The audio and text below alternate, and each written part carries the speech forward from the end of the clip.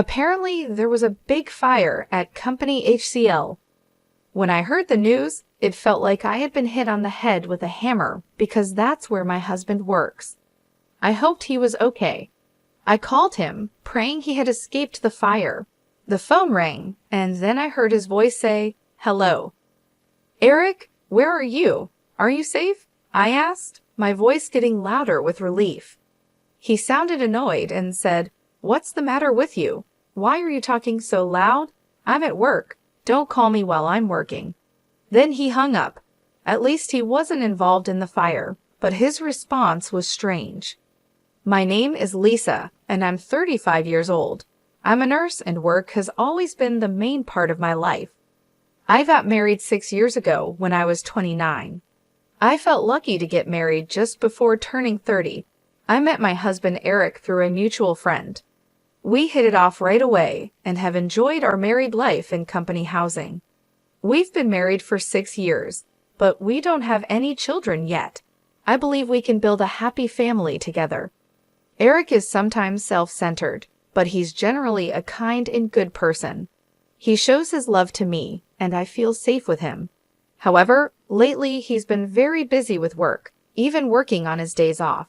He seems tired and doesn't pay much attention to me at home. After dinner, he sits on the sofa with the TV on, but doesn't watch it. He looks at his phone all the time, using the TV as background noise. When I talk to him, he only responds with "yeah" or "oh" or something like that. I thought maybe I said something to make him upset, but I decided he was just tired from his busy work schedule. If he was that tired, I would make sure to bring him lunch and prepare dinner every day. I tried to make our daily lunch and dinner nutritious and well-balanced. Then one day, something strange happened. The day before, a coworker called me to ask if I could switch from the night shift to the day shift. So I suddenly had to change to the day shift.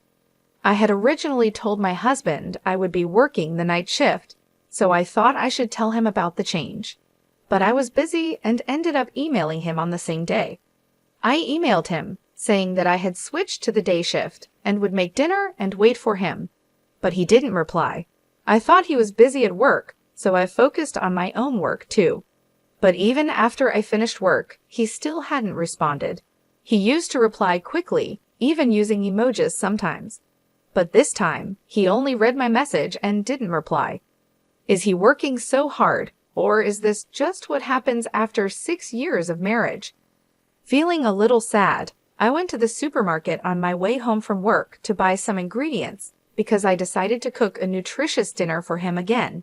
It was very cold that day, so I decided to make a one-pot dish. I cut up the ingredients and waited for him to come home so I could start cooking right away. But no matter how long I waited, he never came home. He usually arrives home at 8 p.m., but when he finally came home, it was already 10 p.m. "Welcome back. You're home late. Did you have to work overtime?" "Oh yeah, but did you have to work the day shift suddenly?" Yeah. A coworker had an emergency. I was a little late in telling you." "I see. Well, I guess you couldn't help it, but it's a little annoying that you told me on the same day. I might have had plans for a drink or something." "Oh, you're right. I'm sorry." I said that and turned on the stove for the pot. "Oh, you haven't eaten yet?" "No, I thought I'd wait for you." "Well, thanks, but next time you don't have to wait for me." I felt a little sad hearing my husband say that. I waited for the hot pot to boil. It started to simmer, so I served my husband's portion, then mine. I was starving after waiting for him all this time. I was enjoying the hot pot, thinking it was delicious. Then I noticed my husband wasn't eating much. "What's wrong? You don't seem to be eating much," I said. He looked a bit confused and replied, "Oh yes. Actually, I was working late, and a junior colleague bought me a rice bowl, so I'm not really hungry." Okay. You should have told me that before I started making the hot pot," I said, feeling a bit upset. He seemed to notice my mood and said, "Okay, put my portion in the fridge. I'll eat it tomorrow morning," trying to cheer me up. Then he lay down on the couch. A few minutes later, he got up and suddenly said, "I'm going for a walk." "That's unusual," I said. "I haven't been getting enough exercise lately, and I've been working late, so I need a change of pace," he answered as he began to get ready to go out. I felt a little empty sitting alone at the table eating the hot pot, so I put my portion in the fridge too. I felt like I had eaten too much, and my husband and I hadn't spent much time together lately, so I decided to go for a walk with him. But he refused and said it's not good to move just after eating. He also said he wanted to go for a long walk alone. He ended up going out for a walk by himself. I thought his behavior was suspicious, so I secretly followed him. My fear turned out to be true. Despite my voice, my husband was walking with great enthusiasm. He stopped in front of the park, a bit far from our house. He looked around and seemed to be communicating with someone on his phone. I wondered who he was talking to. A few minutes later, a car pulled in. My husband approached the car and started talking lightly with the person in the driver's seat. It was dark and hard to see, so I couldn't make out much more. I got closer to the car and saw the person in the driver's seat. She had long curly hair and glossy lipstick. It was a woman, laughing happily as my husband got into the passenger seat. He was totally having an affair, right? By the time I thought that, the car had already driven away. I stood there for a while stunned. Then my husband sent me a text message saying he met someone he knew and would be home a little late. Someone he knew just out of nowhere. I didn't believe him at all. He had said he had already eaten and didn't have an appetite, but it was past 3 a.m. when he came home. He didn't even notice that I was awake. He seemed tipsy and went to the kitchen to drink a glass of water. After that, he often worked overtime only when I was on the day shift. We always had a hard time matching our off days, but now it's even harder. Yesterday he worked overtime, and today he has to work on his day off. But is it really work? I wonder if he's meeting the woman I saw that day. I can't help but think about it. I went online to look for information about detective agencies and found myself submitting an investigation request to the most reliable one. I felt guilty about investigating behind his back, but if nothing is going on, I could trust my husband again. So I decided to have them investigate. Waiting for the results of the investigation was really hard. My husband was as quiet as ever, and every time I saw his face, the woman was on my mind. I wanted to get a clear picture as soon as possible.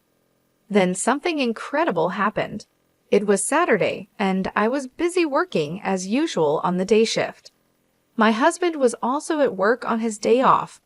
I was concentrating on my work, thinking that since we were both at work, I didn't have to think about anything else. Then I heard the sirens of a fire truck in the distance.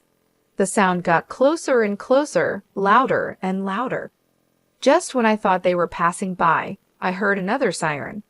It wasn't just one fire truck, but 3 or 4 more. This must mean that there was a big fire nearby. I felt uneasy and worried. Then 2 of my colleagues came back from the hospital room with serious looks on their faces. They were talking about the fire. "You mean the fire?" I asked. "Yes, that's right. There was a big fire at Company HCL," one of them said. At that moment, it felt like I had been hit on the head with a hammer. That was the company where my husband worked. I quickly explained the situation to my colleagues and went to call my husband to make sure he was safe.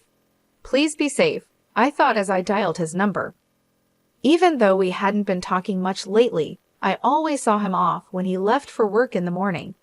I prayed and hoped he had escaped from the fire. The phone rang, and then I heard his voice say, "Hello. Eric, are you safe?" I asked, my voice getting louder with relief. He sounded annoyed and said, "What's the matter with you? You're talking so loud. I'm at work. Don't call me while I'm working." Then he hung up. At least he wasn't involved in the fire, but his answer was strange. There was a fire with several fire trucks on the scene. How could he be working like that? Did he not go to work? Why was he so cold to me when I was worried about him?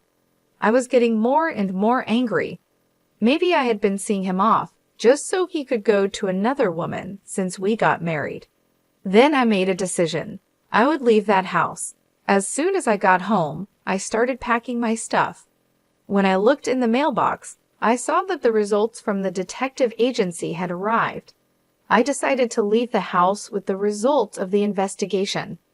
My parents helped me pack my things. The moving company would be here soon too. I had my things moved out right away. My husband didn't seem to know that I knew the truth. I didn't hear from him at night. I guessed he was staying with his lover the whole time. I packed a lot of my furniture and appliances for my single days. The room was almost empty and looked deserted. Staring at the room, I realized I had no lingering affection for this life. For now, I moved my belongings to my parents' house and looked for a new place to live alone. My husband finally called me the next day. "Hey, what's going on? Most of your stuff is gone." Of course, I moved out of that house. What? What were you thinking? When are you coming back? What about my food? What about the house chores? I was in shock.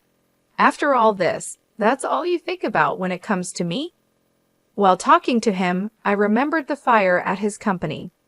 This guy was with his affair partner instead of going to work. Anger welled up in me. Why don't you get another woman to do that? Huh? What are you talking about? You were with a woman named Michelle today, weren't you? Huh? What are you talking about? I was working at the office. Oh, at the office? How long did you work today? It was a busy day. Even though I was working on my day off, it took me until late in the evening. I see. That's why I was so surprised that you moved out. Why don't you stop lying already? Huh? You lied about going to work, right? I wasn't lying. I was working. What's going on? How can you work until the evening when there was a fire in the office during the day? Huh? When I called you during the day, several fire trucks were dispatched to your company. They were there to put out a fire that broke out at your office. That's why I called you. I wanted to know if you were okay. You told me not to call you at work, and you talked like there was no fire. Well, he started to say, and I have evidence of the affair from a detective agency. There's no way for you to get away with this. You have to go through my lawyer from now on. I'll make sure I get the alimony. Oh no, he said, repeatedly begging for my forgiveness and apologizing to me. But I no longer had any affection for him. I'm sorry, but there's no way to fix this. I'm hanging up now. Wait, he pleaded. I went to my lawyer and demanded a divorce and alimony from him. The divorce was finalized, and he couldn't get away with it because of all the evidence. My husband and his affair partner had to pay me a reasonable amount of alimony. It turned out that my husband's partner was a junior colleague at the same workplace. The news of their affair spread through the company quickly. Having an affair when the company was dealing with a fire caused a lot of negativity among their colleagues. My husband and his affair partner are now getting cold stares from everyone around them, and they feel very ashamed of themselves. They really deserve it. Meanwhile, I moved into my new place and started to rebuild my life. My parents were incredibly supportive during this tough time. They helped me pack up my things and settle into my new home. It wasn't easy, but I felt a sense of relief being away from the toxic environment I had been living in. I focused on my job and took on more shifts at the hospital. My colleagues noticed that I was quieter than usual, but they respected my need for space. Slowly, I started to feel more like myself again. I even picked up a new hobby, gardening. It was therapeutic to nurture something and watch it grow. 2 weeks later, I received a letter from my ex-husband. He apologized again and begged for another chance. He wrote about how much he missed me and how miserable he was without me. But his words didn't move me. I had made my decision, and there was no turning back. I replied briefly, telling him that I wished him well, but there was no chance of reconciliation. I hoped he would find a way to be happy, but it wouldn't be with me. It was time for both of us to move on. One day, I ran into an old friend from college. We had lost touch over the years, but it was nice to catch up. She had also gone through a tough breakup and understood what I was going through. We decided to meet regularly, and soon we became close friends again. It felt good to have someone to talk to and share my feelings with. Months passed, and I found myself in a much better place. The pain and anger I had felt started to fade, and I began to look forward to the future. I even started dating again, taking things slow and enjoying getting to know new people. My ex-husband's affair and the divorce were hard lessons, but they taught me a lot about myself and what I want in life. I learned the importance of self-respect and the value of true, supportive relationships. I knew that I deserved better and that I would never settle for anything less again. Life was starting to feel normal again, and I was grateful for the journey I had taken to get there. It wasn't the path I had expected, but it led me to a stronger, happier version of myself, and for that, I was thankful. Meanwhile, I moved to a new apartment and started living a comfortable single life. The new place is cozy, and I feel at peace here. I've been focusing on myself and enjoying the freedom of being on my own. I hope to meet a sincere man in the future, but I'm not in a rush. I'm taking my time because I want to find someone who truly respects and loves me. My job as a nurse is stable and fulfilling. It keeps me busy, and I find joy in helping others. This stability has given me the chance to focus on my personal growth and well-being without the pressure of jumping into another relationship too quickly. I've been spending my free time exploring new hobbies and interests. Gardening has become one of my favorite activities. It's therapeutic to watch my plants grow and flourish, much like I am. Looking back, I think about how she found out about her husband's affair. The fire at his company was unexpected and shocking, but it brought the truth to light. He shouldn't have had an affair to begin with, and it was only a matter of time before she found out. His actions were hurtful, and the consequences he faced were well-deserved. I've also started reconnecting with old friends and making new ones. It's nice to have a supportive social circle. We often go out for dinners, movies, or just have long chats over coffee. These interactions have been crucial in helping me heal and move forward. I've learned a lot from this experience. I've learned to value myself more and to recognize the red flags in a relationship. I've also learned the importance of taking things slow and not rushing into anything. This time, I want to make sure that my next relationship is built on trust, respect, and mutual understanding. For now, I'm content with my single life. I enjoy coming home to a peaceful, quiet apartment. I love having the time to read, cook, and just relax without any worries. My evenings are often spent with a good book or a movie, and sometimes I treat myself to a nice homemade meal or a dessert. I know that finding the right person will happen when the time is right. Until then, I'm focusing on making myself happy and living a fulfilling life. The journey has been tough, but it has also made me stronger and more self-aware. Enjoying my single life as a nurse has been a rewarding experience. I've grown a lot as a person, and I'm excited about what the future holds. I'm taking one day at a time and cherishing every moment. I know that when I do meet someone special, I'll be ready, and it will be worth the wait.